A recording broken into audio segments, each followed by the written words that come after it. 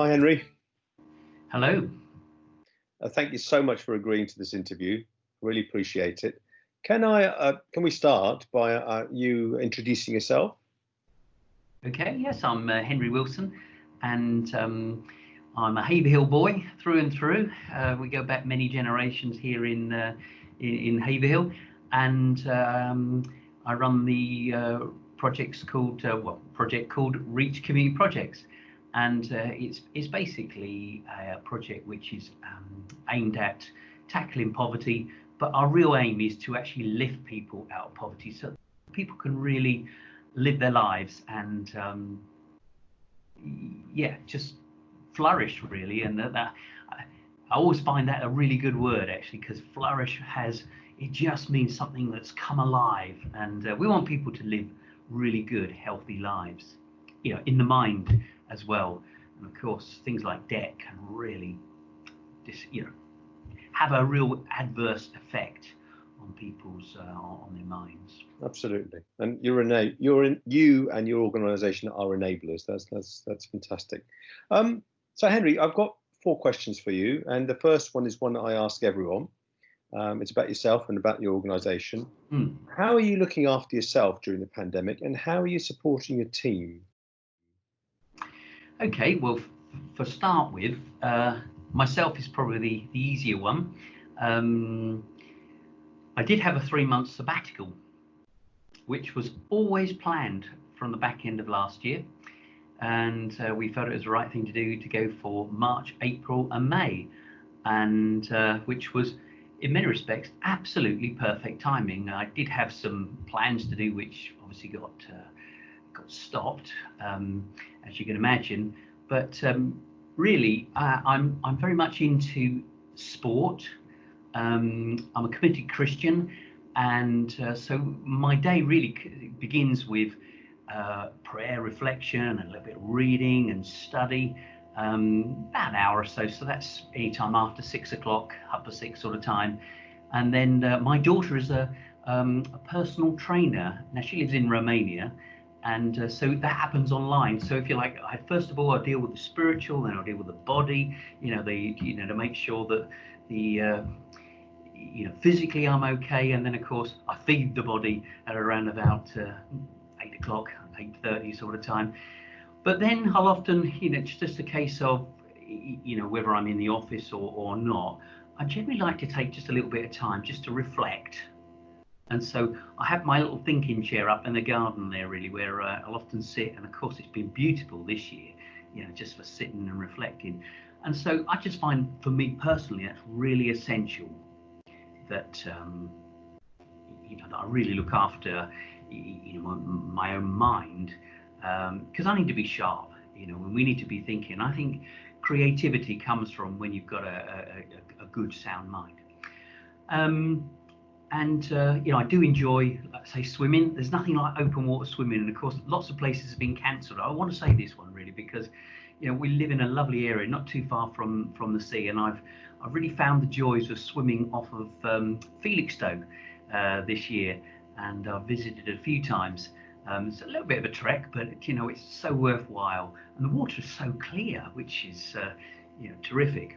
But how we look after the team, we will encourage the team to take breaks, to ensure, we've always ensured or insisted on a good, healthy work balance. And so we've often joked about, if you don't take your holiday, we've never done this, by the way, but if you don't take all your holiday, there'll be a forfeit of £10 per day that you. It's just, in other words, what we're really saying is, please make sure you take holidays. If people need to take time out for any reason, take time out, because we know that it's quite intense, our work, and sometimes it can be quite challenging. So we will have our regular team meeting on Tuesday. We were meeting on a Thursday as well, but as a few of us are now back in the office, that just makes it, you can connect a little bit more with people. That's very interesting. I mean, I've just come away from interviewing the Archdeacon of Ipswich, and she was talking about looking after yourself spiritually, and you went on to talk about mind and body as well. And you may well have been one of the swimmers I've seen off the Felixstowe coast Not that I would venture in there. I would just be watching you from a distance. It's good to hear how you support your team as well. Thank you, Henry. My next question is this. So how and why have you had to adapt as a food bank because of the pandemic? Well, first, health and safety has been absolutely paramount. So one of the things that the team actually made a decision, I was already off by the time this really hit, but I was always confident in the team to make good decisions. And one of the decisions, well, first of all, two people had to go off because of to shield health conditions, so with children. So we were already 2 people down. The debt work got suspended, so we do a debt project. When I say suspended, because we couldn't actually go out into people's homes, a lot of debt activity actually stopped. So there was less need for the debt work, and so one of the debt persons went on furlough, and the other person, the food bank manager, had to shield because so her role wasn't necessarily furloughed, but certainly the other debt person would have been. So she had to go off for shielding, and the person who would have had to go on furlough actually took over the running of the food bank. But then because we were short a team as well, a lot of our folks are over 70, so they had to stop coming in to volunteer. And so we had to kind of shrink down our operation, but make sure that we were still able to get out and help people. So we operated a delivery service, and they were so busy, certainly throughout March and the beginning of April, they were just so rushed off the feet. But by the time government interventions came in, it really did make a huge difference. And lots of our little things popped up, so village locations, lots of people set up little food hubs for people who, the community were fantastic. And so we've had to adapt in that way by protection of the team. We're encouraging people to work from home. And of course, it's actually made us think about the future, because sometimes we get a situation and we think, oh, well, we want to go back, but not necessarily. We want to look at how we can develop and go forward. So you're very, very much a community-centred organisation, as other food banks are, but you've had to be very businesslike in terms of how you've been agile and responded to the need, but also the situation. Yeah, very much so. We've had to be, agile and move it around a little bit. We want people to, get the food they need, not just food, but it was also, for instance, we helped one young lady who hadn't got a laptop. And when I say young lady, I mean she's at school. And anyway, I'm not sure the real background or the circumstances, but we put it on social media. Mum let us, you can do a photograph, or she sent a photograph. And but this young lady got her a laptop, so was able to keep on top of her school's work. So that was so we were doing our client aid work. We're still doing our form filling in, helping people with universal credit, helping people with all the applications or online applications that we might need to do. But of course, it's taking a little bit longer because you have to do it online, and actually have a kind of a two-way conversation. That's amazing. Yeah, it's amazing. It's far broader than I'd ever imagined. Okay, so my third question is this. So can you tell me something about those who you support, businesses and individuals, and about your volunteers? How we've been supporting the community, I think I'm probably going to say the community really, because it includes businesses. It's wherever we need to help people. I mean, for instance, we had a situation last week where the police found somebody searching for food amongst bins. It's going to be in the news this week. The local newspaper did a feature on it. And of course, the policeman then decided to call us. We got involved, got food to them, or got food to the police in particular, and the police dealt with it. So where anybody has actually needed food, so some of the things like the stay-at-home project that was, I think it was stay-at-home project, because I weren't so heavily involved in it, I always remember the names. But we've been supporting there. Whatever anybody needed, any help, we were on hand, to do what we can to support. So I think there's a lot more that we're going to do going forward in terms of helping businesses and other things. It was really more about, when I say battening down the hatches, as and working within the restrictions, but ensuring that everybody who needed help got the help they need, and actually just getting the message out that we might be closed, as in because we had to close, but we're still open, we're still delivering, and that's the way in which we've continued to support local people. With volunteers, we insisted that those we had no choice because they were over 70, but we also encouraged those who might be vulnerable not to come in, because we did have some over 70s who particularly wanted to come in, and we said, please, just come back on the 1st of August and you would be very welcome. And so that's also what happened. It's just making sure that the most vulnerable were protected, as well as those that really needed the help got it. That image that you've put in my mind about somebody rummaging around looking for food is such an important one for the media to pick up on. I'm glad that you'll have that. My last question is this, Henry, thank you. What issues and concerns are people who rely on your food bank services, what are they facing now, and will they continue to do so in the future if it's unchecked? Okay, this is a huge question, really, because, and this is what we as a team, Reach, are preparing for. So we are preparing for potentially the most imperfect, I know people call it a perfect storm, but it's the most imperfect storm that you could possibly imagine. So you've got the ending of furlough, which will come in October. You've got the ending of mortgages, your mortgage holidays, I should say. You've also got, starting in September, you've also got children going back to school, and they will receive free school meals. Now, the key to this is that also, by the way, debt recovery will begin. So at the moment, I believe my colleagues would know for definite the dates this happened. I believe it's the end of this month, the end of August. They're not called bailiffs, but they're called, everybody knows them as bailiffs.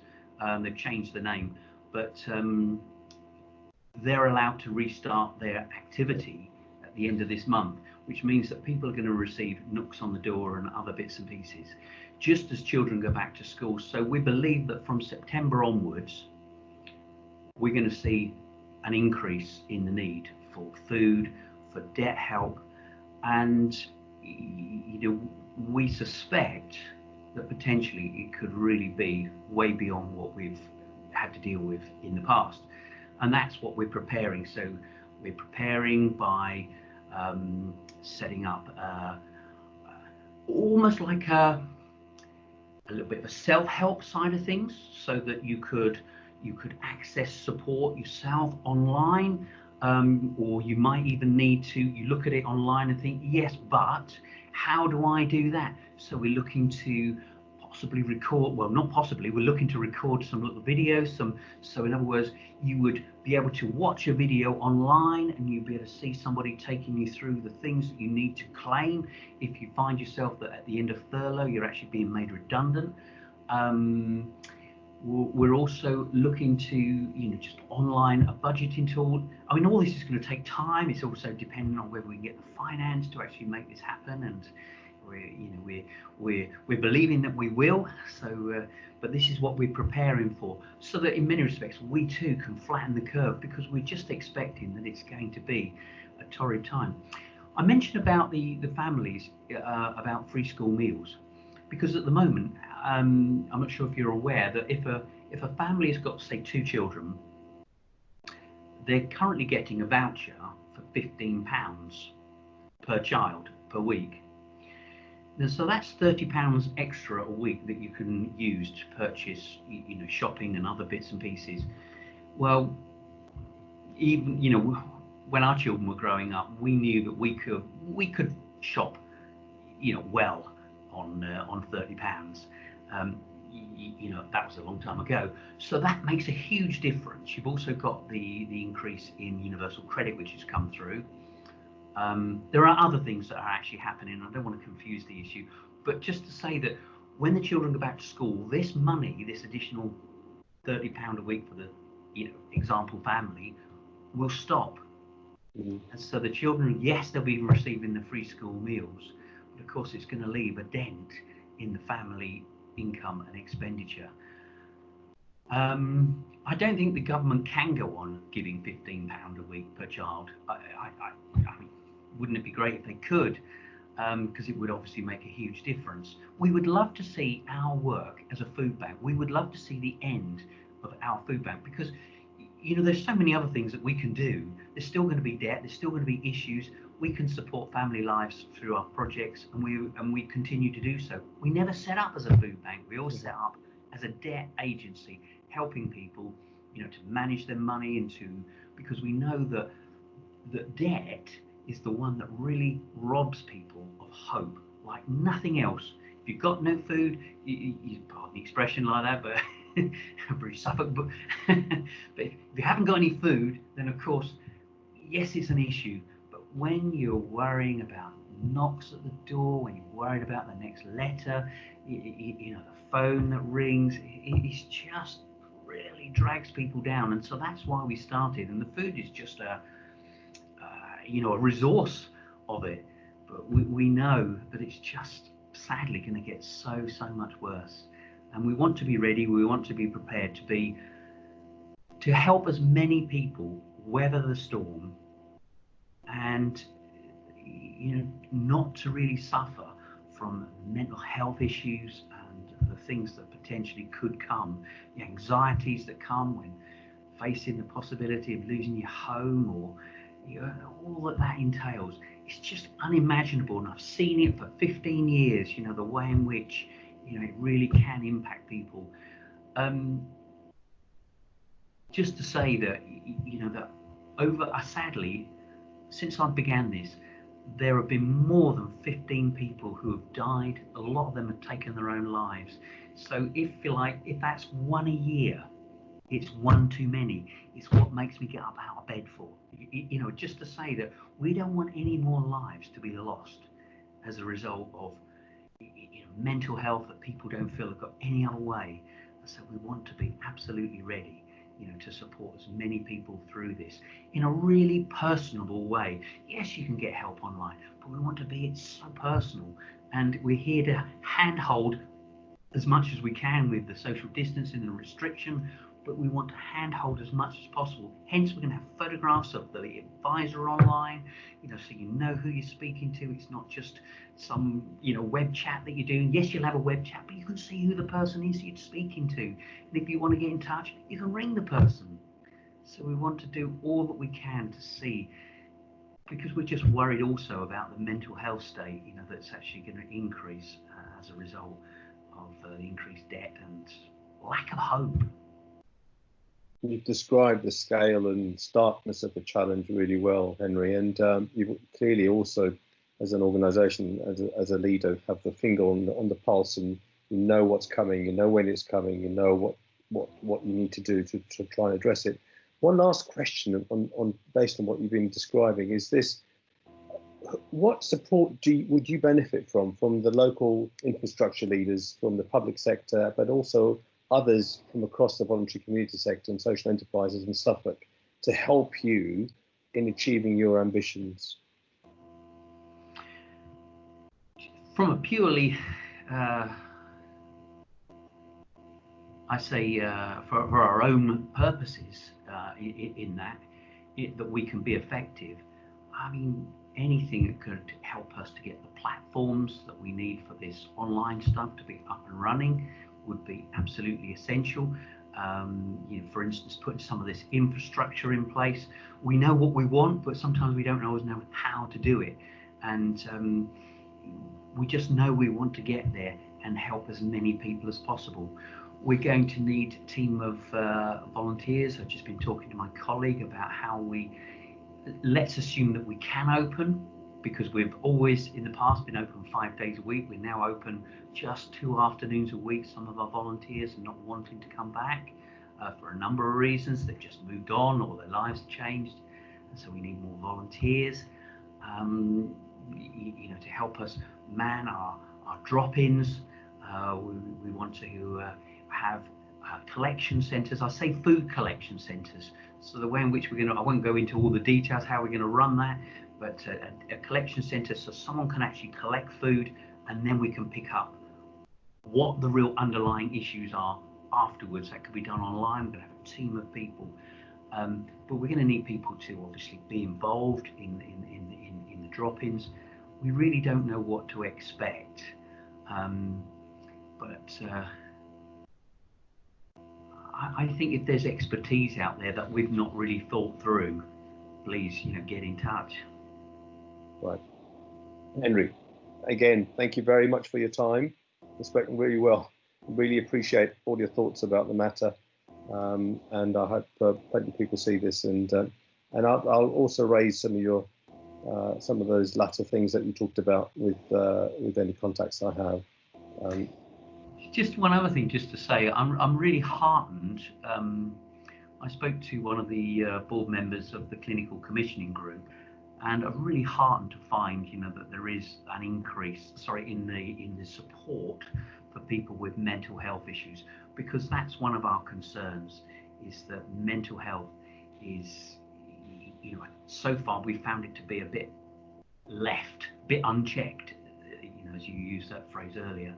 And so I'm heartened by the fact that people are, or certainly the clinical commissioning group, are actually looking at ways that they can better support locals with mental health and anxiety. I can't believe how many people you speak to live with so much fear as a result of this pandemic. And we want people to, as I say, we want healthy lives, and I don't mean, yes, of course we mean physically, but I'm thinking along the lines of mental health as well. Because our words that we use is restoring dignity and reviving hope. So we really want people to live with a sense of hope and expectation that they can live that full life. Good way to finish. Very good way to. Thank you. Thanks again, Henry.